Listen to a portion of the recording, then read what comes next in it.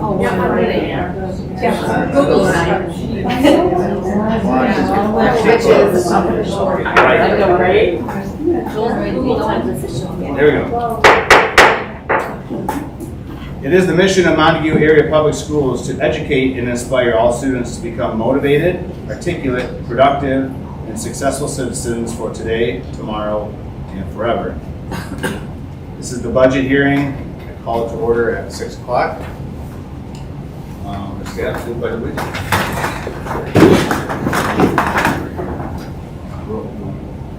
Pledge Allegiance to the flag of the United States of America and to the republic for which it stands, one nation, under God, indivisible, with liberty and justice for all.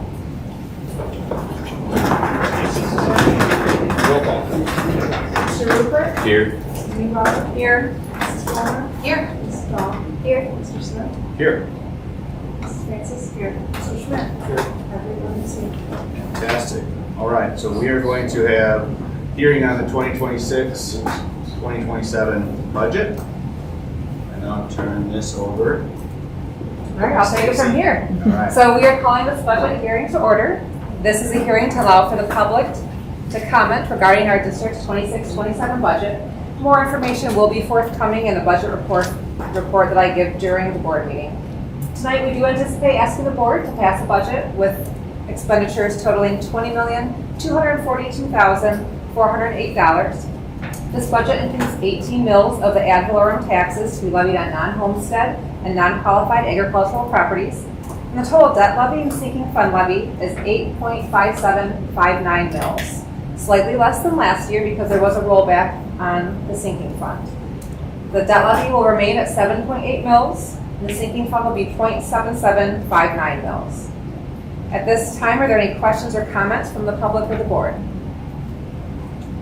Seeing that there are none, this budget hearing is completed, and we just need a motion to adjourn. I'll make a motion to adjourn the budget hearing. I support. All those in, any discussion? All those in favor say aye. Aye. All those opposed say no. Motion passes. Meeting is adjourned. All right. We are going to move into a regular board meeting. I will read the mission again, but we will skip item 2. It is the mission of Montague Area Public Schools to educate and inspire all students to become motivated, articulate, productive, and successful citizens for today, tomorrow, and forever. It is 6:02. I call the meeting to order. We have 6:03. All right. 6:02 on my computer. Pledge of allegiance we've done. We will skip that and move the roll call for the regular board meeting. Mr. Schmidt? Here. Mrs. Francis? Mr. Smith? Here. Mrs. Dahl? Here. Mrs. Palmer? Here. Mrs. Newbauer? Here. Mr. Rupert? Here. Fantastic. All right, move to approval of the agenda. I'll make a motion to approve the agenda as presented. Support. Discussion? All those in favor say yes. Yes.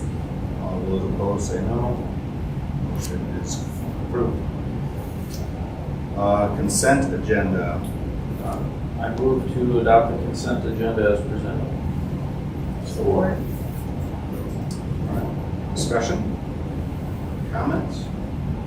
No comments. All those in favor say yes. Yes. Opposed say no. Motion carries. All right, next we're moving to the public comment portion of the meeting. Public comments will be accepted at this time. Each statement shall be limited to 5 minutes duration. Participants shall direct all comments to the board and not to staff or other participants. The board welcomes public comment, but does not respond to citizens' concerns at this meeting. At the citizens' request and board's direction, the superintendent or designee will respond in a timely manner.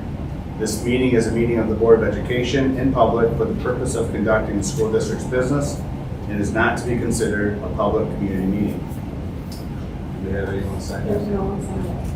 Anyone attending that did not sign up? Oh, I can sign up. That's fine, you can still speak. If you don't mind, just when you come forward, just state your name and your Okay, address, please. sure. It's not a microphone. Okay. It's kind of tall and funny looking, but All right, I'm Tracy Dobson. I live at 6635 Lyle Road in Montague.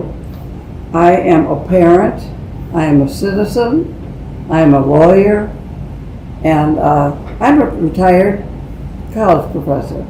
So I have some good credentials, I guess, and I'm here to speak about the invasion of our schools by an organization called LifeWise. I'm sure you know about this, and you know it's coming. It's not on your agenda tonight, but I know it's been seen in Whitehall, Grease Puffer, Mona Shores, etc. So public schools are the bedrock of our nation, of our country, of our cities. They are at the core of our democracy.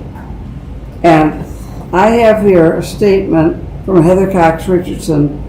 Some of you may know she's a well-known historian of American history, and she gives a nice long discussion of the Founding Fathers, why they put in the First Amendment, and how clear they were that ours is not a Christian nation, that there is separation of church and state. And she actually goes through and speaks to what various members of the Founding Fathers said, and I've brought copies for you to have. So when it's appropriate, I'll hand you those copies. But in any case, I'm concerned about the quality of education, maintaining high, students not being disturbed in the flow of their school day. I have had 2 children go through public schools, and I know that for the teachers and the students, it's important to keep things coherent and the kids to be continuing to get what they're supposed to get.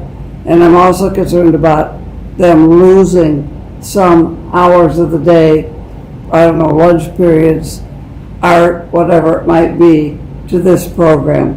And I understand it's where the people will come with their buses, take children who've signed up and have parental approval out somewhere and teach them some things, and then bring them back to the school. And the school, of course, personnel will be involved in assisting the children to leave the building and leave their activities, and then to reintegrate when they come back. And I am concerned that this is a real violation of the First Amendment, and also an interference with the educational process of Montague schools. So I would like to advocate that we work with these people on the basis that they are welcome to pick the children up at the end of the school day, but we do not want disruption during school. Now, I know there's some kind of court opinion about this, and I recognize that, but I say that let's stand up. The First Amendment is very, very important, and it protects all of us. It gives us all the right. We could be Muslim, we could be Christian, we could be Jewish, and the school and other parts of the public structure will not favor any religion, and I don't want to see it happening to our schools. So I that's all I have to say. I'm really concerned about this, and I have these things that I can hand out. And are you all here? We are. Okay, we had a paper jam, so I'm going to contribute my own copy. Okay. Thank you. And it's a really well-written statement of the First Amendment. It's compelling, and we've got to figure out a way around whatever it is that allows this to happen, because this is not what is intended by the people that created our democracy, which you know is currently under threat. So we do not need more threats to the democracy. So I appreciate you listening to me. Thank you very much. Thank you for your time, appreciate that. All right, anyone else did not sign up for the public comments? Okay. All right, we're going to move to item 7, reports. Financial report. All right, we're going to begin with Stacy Brown, Finance Director here within the district. She did meet with our Finance Committee prior to tonight's meeting and provide some information, but she will update you as well and give you some inside information here, as later on the agenda for this evening will be the budget proposal as well. Okay, well, I stood before you last month to give you an update on this year's budget, and now here we are, looking forward to next year's budget. Keep in mind, as of every proposed budget I've ever presented to you, I have very limited information on what the state is actually going to fund us. So this is a conservative budget, and we hope that it will evolve throughout the summer and will be better than we predict when it comes to amendment time in December. For our revenue assumptions, we're anticipating 1,215 students in the fall. That's down about 50 students from this school year, and that is the trend that we're seeing of smaller kindergarten classes replacing larger graduating classes. Right now, the governor, House, and Senate are all anticipating a $250 per pupil increase. That's not official, but they've all put that in their proposal. So that's what we went with for this budget, which is $10,300. There's also talk of a categorical that will give us some kind of funding to help ease the hurt of our declining student enrollment. So if I take that $10,300 per pupil and that categorical, that gives us a net increase just in this calculation of $40,000. Now, we do welcome that increase, but we also have health insurance that's increasing. We have teacher negotiated wage and benefit increases. We have support staff negotiated wage benefit increases. Increased fuel costs, increased utilities. So we love an increase, but it's not begin to keep up with all of the expenses in the world around us. Overall, this budget does have $630,000 less revenue than our current year. There's a couple heavy hitters there. We don't have electric force in there yet for summer 2027. We'll let 2026 finish up, and then we do anticipate still sponsoring transportation next year, but we'll put that in the amendment once we talk to festival administration. We've got less money in here for food service transfer right now, and that's our initial allocation. And so we'll look at that again in December. Hopefully that'll be more favorable. Typically it is. And then also we have some state and federal grants that have finished up, such as the 27L educator compensation, Title IV stronger connections, and we don't know our Title I and Title II allocations yet. So while revenues are down by $630,000, our expenditures are down by $825,000. When I've got revenues for grants, I've got to take away those expenses with the grants. That's part of the calculation as well. I don't have the electric force expenses in here for 2027 either. We've done some staffing adjustment through attrition that will continue to evolve throughout the summer.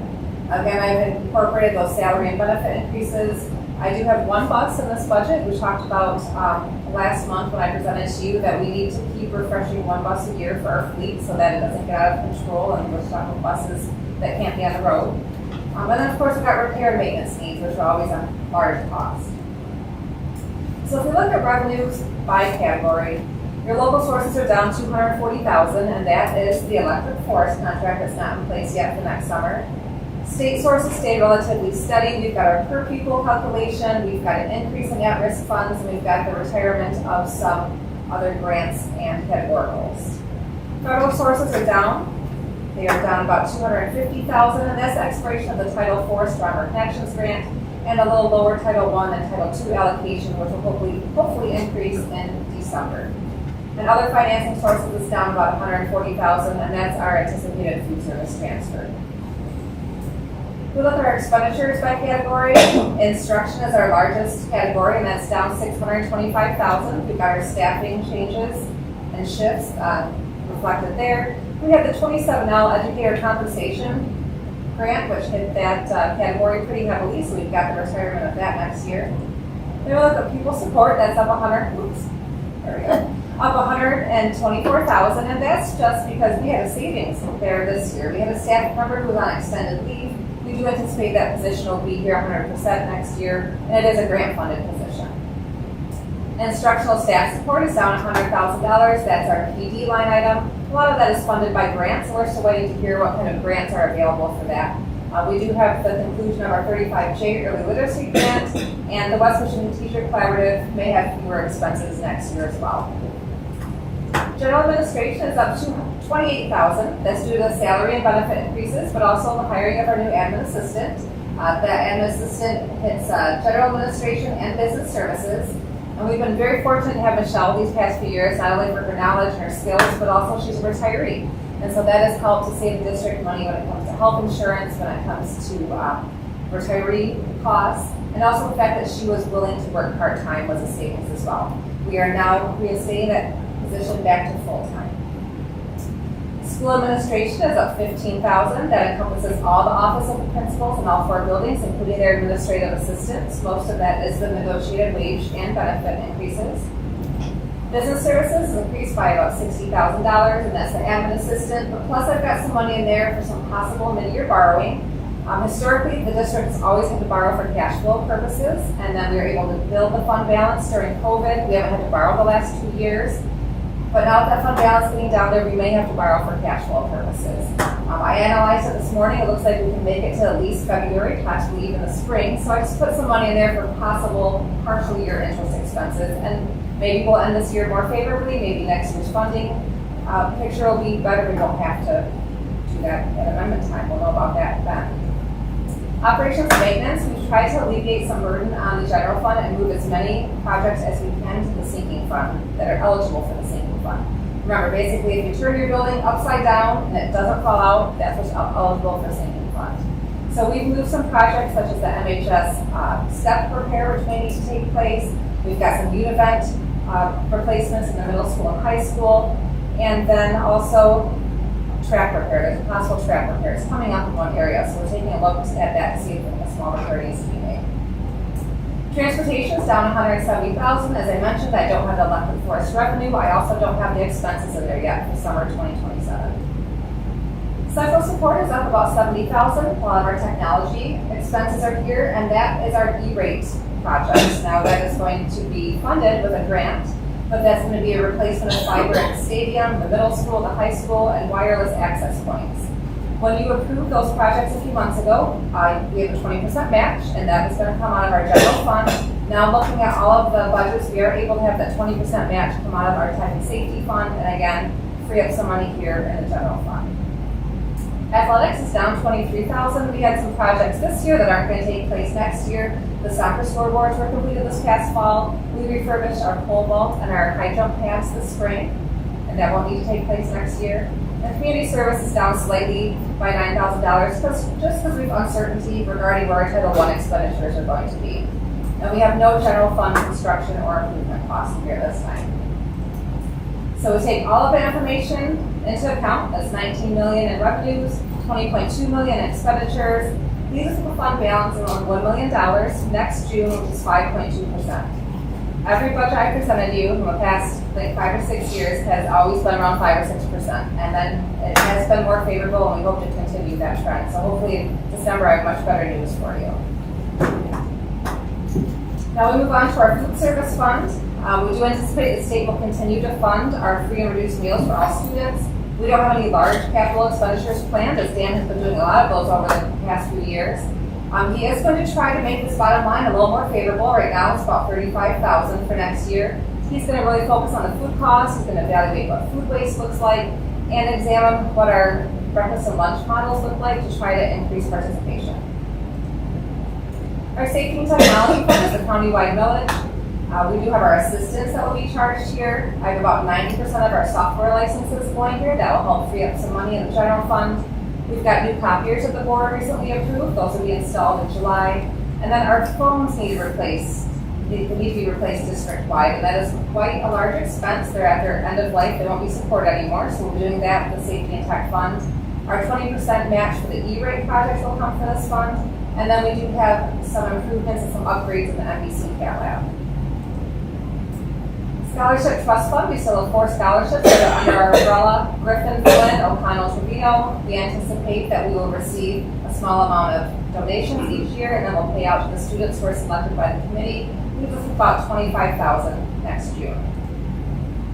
Student School Activity Fund, we anticipate kids will raise money at the school building level, and they'll spend that money as well, money in, money out. Leaves us with around $162,000 next year. And then just an update on the sinking fund. We are still waiting our final invoice for the fire suppression systems. Keep in mind that we do have some possible expenses that I moved from the general fund to here for next year. That's the step replacements, the HVAC replacements, track repair, and a portion of the egg barn. So when we passed our bond, prevailing wage was not mandated in Michigan. After that bond was passed, prevailing wage then became mandatory in Michigan. We are able to save ourselves some construction costs if we pay a portion of it out of our sinking fund. Then we do not have, it does not have to be prevailing wage project. So we do intend to do that with a small portion of sinking funds so that we can save some construction costs there. And then after we do those small items, we do have to look at what our bigger needs are. We've got that RO elevator that we need to modernize, roof repair, roof replacements, and parking lot repairs as well. And I know I sound like a broken record, I say this every time I present this to you, but we are constantly evaluating these factors because these are some heavy hitting factors for our budget. What does our per pupil allocation look like? What does our state categorical and grant funding look like? What do our student enrollment numbers look like? We've estimated what they are, but will more kids move in? Will more kids move out? We won't really know until October. What are our building repair and maintenance needs? Because those can be very costly. And how does our staffing need to shift so that our revenue and our expenditure are more closely aligned? Through it all, we want to stay conservative. We want to have the least amount of impact to our kids' education and their opportunities. And like I said, in December, hopefully I'll have a much more favorable model to bring to you. So that's what I have for this evening. I'm asking you to pass that budget. Are there any questions or comments? Okay. Good as always, Stacy. Thank you, Alright. Stacy. Yes, great job, Stacy Brown, and that we'll revisit this later in the meeting as well. Some superintendent comments as we move forward here as well. We are wrapping up the 2025-26 school year. Lots of reporting and a number of different things at each of the building levels that we are doing, but yet in a full plan mode for next year as well. Many summer activities going on for our students, whether it be sports or different activities that are taking place, including summer school. Summer school is taking place at RO this year. We have close to 70 students in grades 1 through 8 showing up along with 6 teachers. We do have some high schoolers that are doing some online recoveries as well. Summer school runs Monday through Thursday, 8 to noon, from June 8th to July 16th. With July 4th being on a Saturday, we're not taking a full week off like we have for the past couple of years. We usually drop in numbers after a week off, and we hope that to avoid this trend just with the 4th of July being on the weekend where it's not during the middle of the week. That could cause some problems there as well. Also, we have summer feedings that are taking place throughout the district as well. Dan Gorman does a wonderful job of providing some opportunities of food for our students. So this year, again, out at the Rothbury Village Hall, there will be an opportunity there on Tuesdays from 10 a.m. to 12 p.m. And that would be June 9th through August 18th. And then here in town at St. James Catholic Church, being Wednesday 4 to 6 p.m., June 10th to August 19th. Remember, this has to be offset locations on the district premise in this. Meals will include 7 breakfasts and 7 lunches, including fresh fruits, vegetables, and milk. Children under 18 years of age are eligible for meals and do not need to be present to be there. Required to take all items offered. And if you have any questions, please let me know on that. Next, literacy coaching report. You all received one of these. It's just kind of an overview. We do have a little section. It's all the districts in the county, but just some of the things that are taking place with the literacy coaches. That is through our 23G funds, which is Kids Back on Track, that we fund the literacy coach that we have in the district. That literacy coach has been very helpful this year with our new bookworms, literacy programs, and some of the work that they're doing to help teachers become accustomed to that program and moving forward with that as well.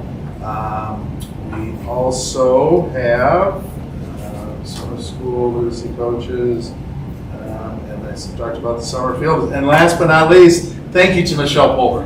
This is her last board meeting here. She has been absolutely awesome here within the district for the past 3 years now, or almost 3 years in this process. So thank you to her. She has been wonderful and made my job a lot easier in that process.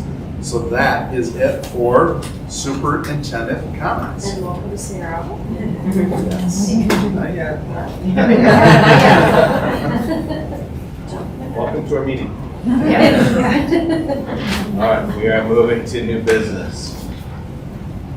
First item, consideration to approve the proposed 2026-2027 budget. I make a motion to approve the proposed 2026-2027 budget as presented. Support. All right, it's been approved and supported. Discussion. So, as Stacy so eloquently shared with us, this is a conservative budget. Revenues are down within this budget, but so are expenditures. The anticipated dollars we hope are conservative in those numbers, such things as the transportation with electric boards, food service, other grant funds and categoricals that we anticipate but yet aren't set in stone, so we can't put those in. Hopefully that will help as well. We are looking to, through attrition, some of the staffing cuts that are taking place. There will be in every building less staff members in every building, but that will be through a retirement or leave process, not that we're actually cutting people in that process.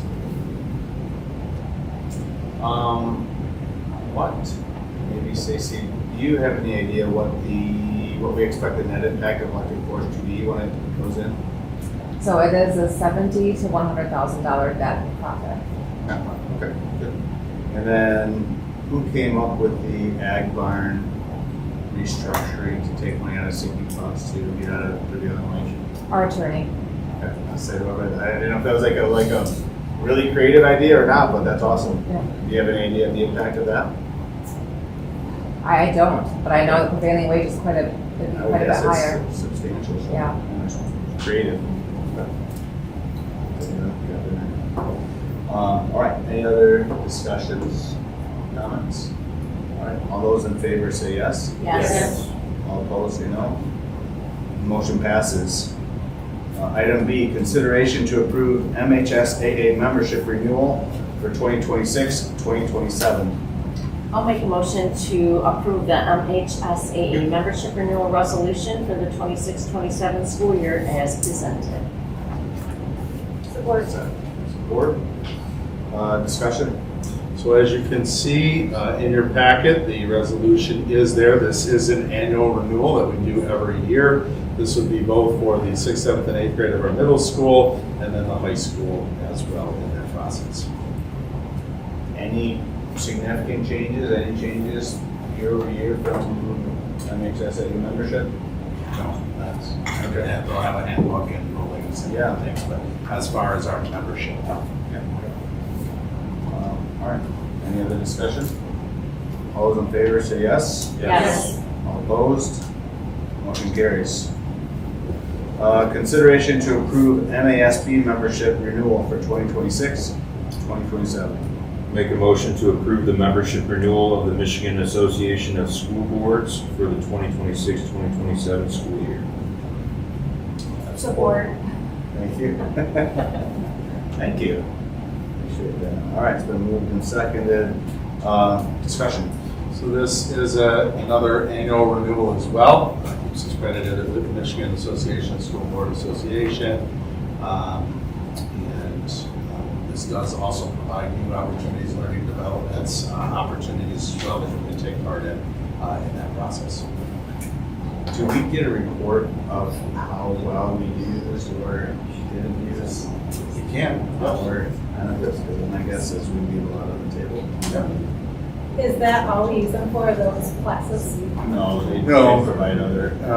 They provide a number of different things for us. There is an attorney. It's not like our normal attorneys, but we do have the process as well. They give updates on a number of different things, both legislatively and just other tidbits of knowledge for school boards as well.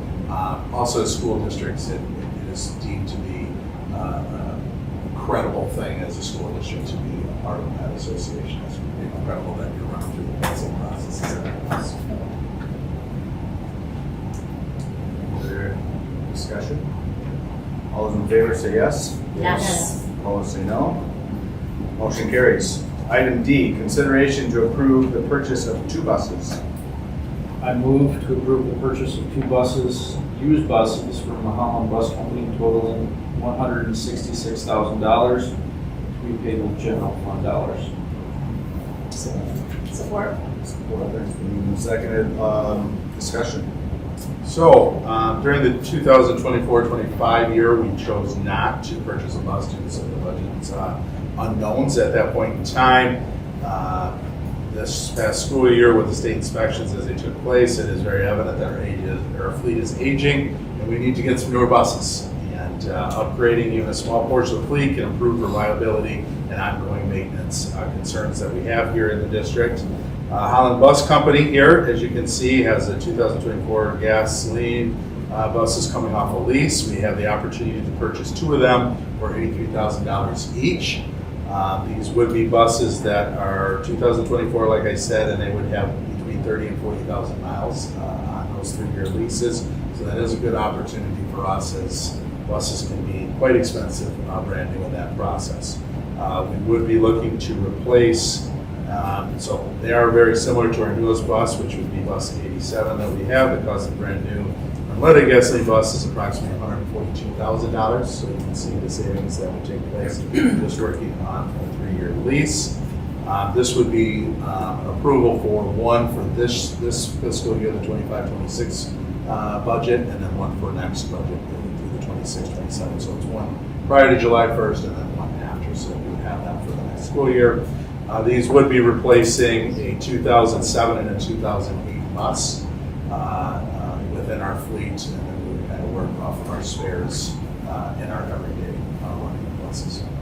So we're not making up for this year, we're gonna have a gap of a year? Correct. Correct. Correct. Okay. Yeah. And that was the question I was gonna ask, is if they were both for this year, but it's one. Correct. Are all of our buses gas? Yes. They are. Conversation of one. I'm sorry. They're when I say it, fuel, diesel. Diesel, okay. Diesel. I was like, I'm really? sorry. Not gasoline. Okay, I was Not thinking gasoline, diesel. diesel fuel. Okay, correct. all right, okay. There was conversations of electric Yes. buses. Right. This I is see, so fuel, that's what so they're I saying, should okay, say. okay, all right. So these are gasoline, not diesel. These are, That's these what are gasoline. We do have some diesel, we have some gasoline. So are the diesel becoming obsolete, or is gas better? That's a great question. I don't know. I think some of the maintenance costs on diesels, Too high. especially with emission systems, are becoming too high. Sure, yeah, okay, makes sense. That would be mine. Yes, Yes. this is true. I don't know what cost that would entail, but yes. It's a lot. we got- Just we got- like in the right, truck, right. yeah. Yep, okay. Any other questions? All right, all those in favor of approving bus purchase as presented? Say Yes. Yes. Opposed, say no. Motion carries. Item E, consideration to approve overnight athletic trip request. I make a motion to approve the summer overnight athletic trip request for 9th grade boys basketball camp in Petoskey from June 23rd through June 25th. Support. Thank you. So, moved and supported, all those in favor, discussion.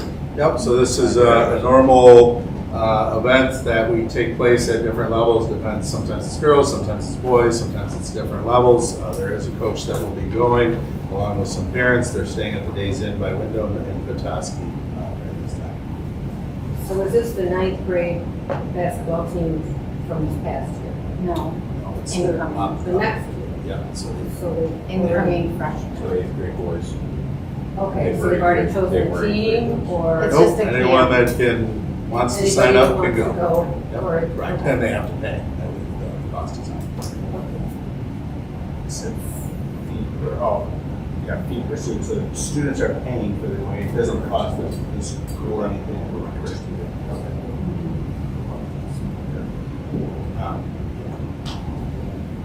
Two drivers, 4 chaperones, including the coach. I Yeah.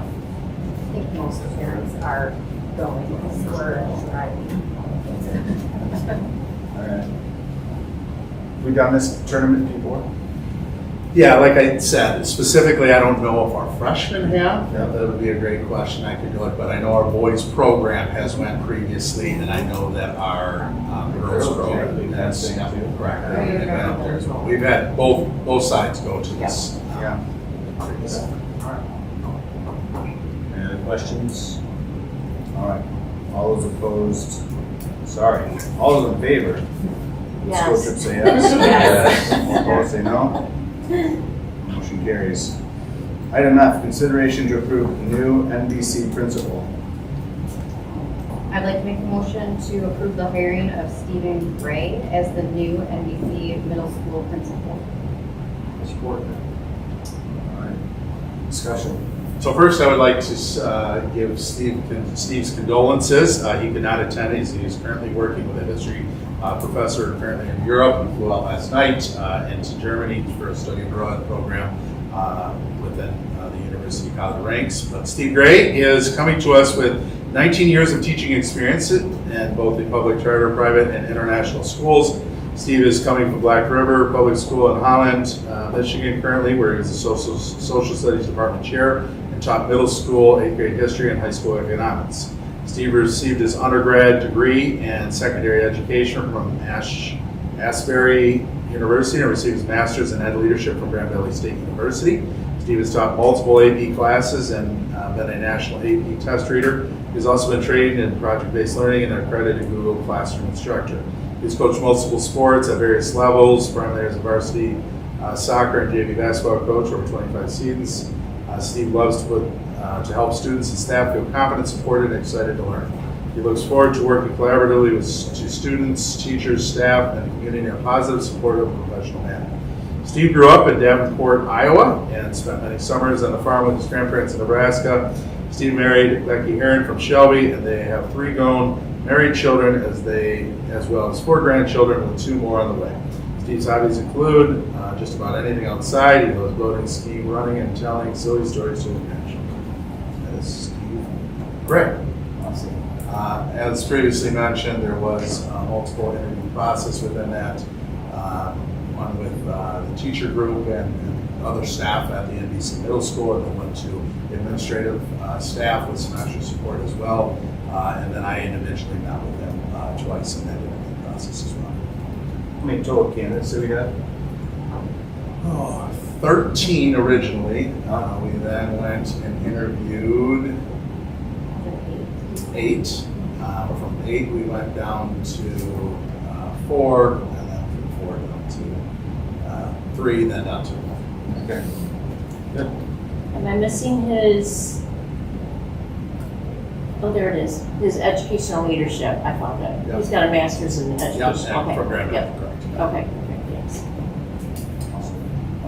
When will he be available to start? July 1st. July 1st. July 1st, maybe previously, depending on flight times and different things, but July 1st, we do have, we've worked, pending board approval, some of the technology aspects of it, where we will be able to have correspondence through email and different things, and some of the schedules and things that we're looking to put forward as well. But then that July 1st, he'll be in and trying to learn his way around Montague and NBC. Do we know if he's moving by chance?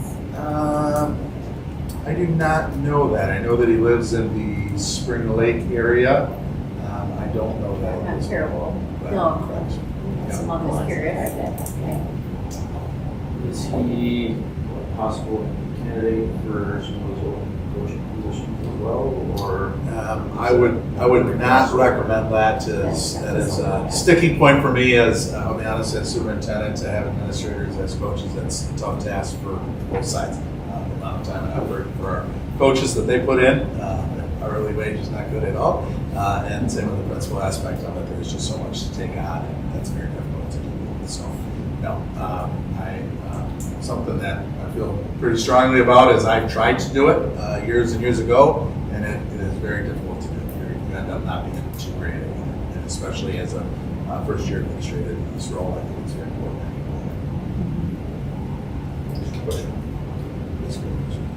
Any other questions? All right. All those in favor of approving NBC principal say yes. Yes. Opposed say no. Motion passes. Consideration to approve new executive administrative assistant and accounts payable specialist. I make a motion to approve the hiring of Sarah Langstrom as the new Executive Administrative Assistant and Accounts Payable Specialist. Support. All right, discussion. Yeah, so here she is, familiar place. Sarah Blankstrom brings nearly 20 years of school experience, most recently serving as administrative assistant at Whitehall High School. She has also worked in central office here at Montague prior to Whitehall in both accounts payable and payroll positions. Michelle and Sarah will be working together during the last 2 weeks of June here to support a smooth transition, as we would see Sarah starting solo in this position in July. So Montague alumni here as well, and many of you, all of you know her already. So we're excited about this opportunity. Awesome. Any other questions, comments? All right, all those in favor of executive administrative hire, say yes. Yes. All opposed, say no. Welcome. Yes. Passes. She'll be running the show here next month. Item H, consideration to approve the superintendent's contract. I'll make a motion to approve the superintendent's contract as presented. Support. Support. Cindy. All right, discussion. So this is just a rollover. There are no no language changes within that. It is all years, date changes, the rolling 5-year contract with some the same percentages that just roll over based upon what the contract has said. So the highlighted yellow is the areas that were switched. As you can see, they're all just numbers in that process that would keep that same process moving forward. Yeah, I'd like to, I guess, just take the opportunity to say that we did go through last month, went through your evaluation process. And as a team that's made up of several new board members, came up with very similar yet slightly improved number from last year. So I think the team came away with a great, better understanding of what you're doing and how you're performing, and came away with great marks again. So appreciate your all that you're doing for the schools. So yeah, certainly supported every for sure.